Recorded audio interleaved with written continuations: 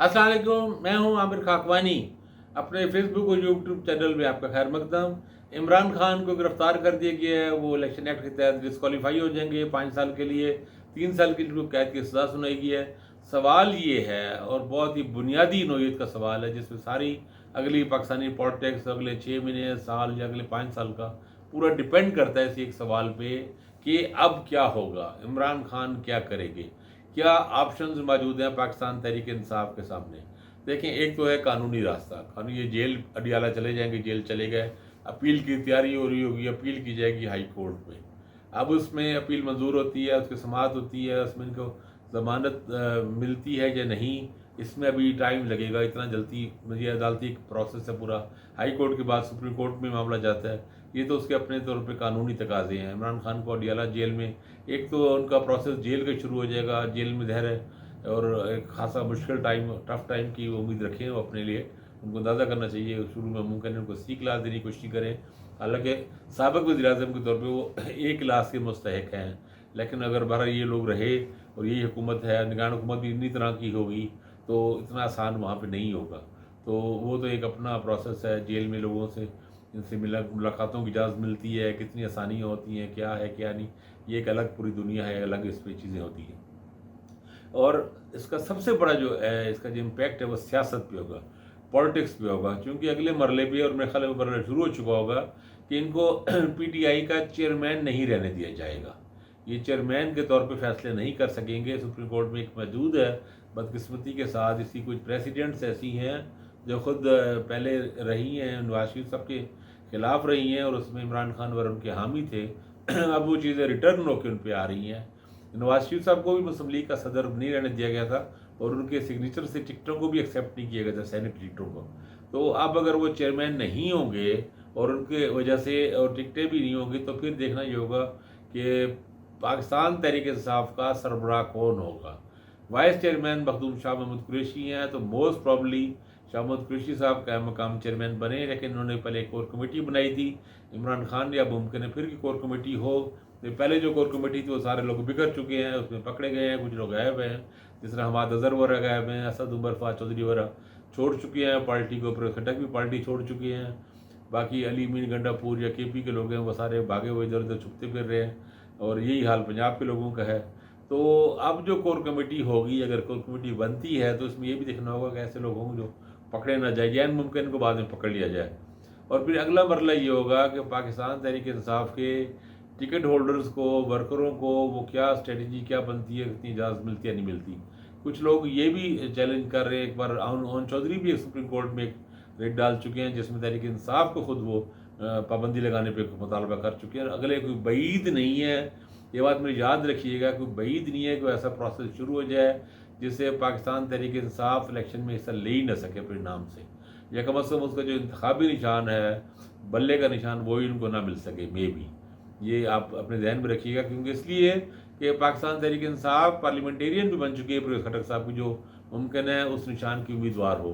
तो ये चीज़ें कश्मकश अपने सामने आएंगी। फिर इस वक्त अगला मरला अगले दिनों में ये होगा कि पीटीआई के कारकुन किस हद तक अपना मोराल बरकरार रखते हैं या बिल्कुल डिमोरलाइज हो जाते हैं।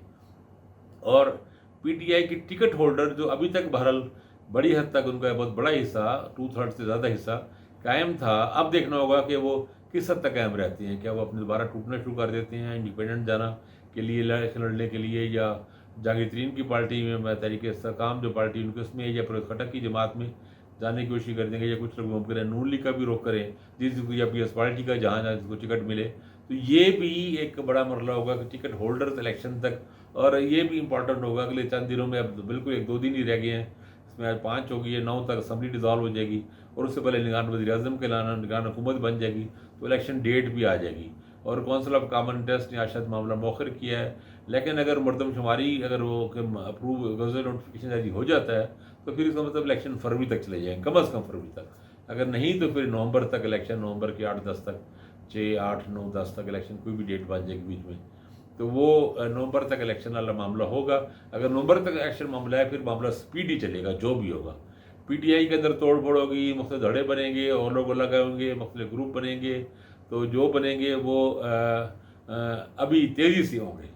अगर मामला 6 महीने का है آج میں نے خبر ایک اور بھی سنی کہ فواد چودھری نے مردم شماری کو چیلنج کرنے کا کہا ہے، چونکہ سیٹیں، کیونکہ مردم شماری کے تحت اگر صوبوں کی سیٹیں کم زیادہ ہوں گی وہ اپنی جگہ ہے، کہ صوبوں کے اندر بھی ہلکا بندیاں ہوں گی، اور ان کو میرے خیال میں خطرہ یہ ہوگا کہ جہلم سے سیٹ شاید کم ہو رہی ہے، جہلم چکوال سے، اور لاہور کی بھی سیٹ شاید کم ہو، سب کچھ شہروں کی بڑھیں گی، کچھ کم ہوں گی سیٹیں، اندر ہلکے نائب بنیں گے، تو وہ ہلکا بندی اگر ویسا ہوتا ہے تو ہلکا بندی ہوں گے، اگر وہ چیلنج ہوتے ہیں عدالتوں میں تو پھر معاملے اور لمبے دھارے لٹک جائیں گے۔ تو یہ معاملہ الیکشن والا اگر نومبر تک ہوتا ہے تو پی ٹی آئی کے ساتھ جو ہوگا وہ بھی بہت تیزی سے ہوگا۔ اگر معاملہ فروری مارچ تک جاتا ہے اگلے سال، یا اس سے بھی زیادہ جاتا ہے، تو پھر وہ سلولی پروسیس ہوگا۔ پھر یہ ہوگا کہ پی ٹی آئی غیر محسوس انداز میں پی ٹی آئی تحلیل ہونا شروع ہوگی، اس کا لوگ جس طرح نمک پانی میں ڈالے نمک کی ڈلی تو وہ گھلتی ہے، آہستہ آہستہ تحلیل ہو جاتی ہے، اس طرح کرنے کی کوشش کی جائے گی۔ لیکن ہر دو صورتوں میں پلان یہی ہے، مقصد یہی ہے کہ پی ٹی آئی کو الیکشن میں یا تو ہو نہ، یا اتنی کمزور حالت میں ہو کہ چلیں جی 20-30 سیٹیں لے کے کسی کونے میں پڑی رہے اسمبلی کے، یعنی اتنی کمزور حالت میں ہو۔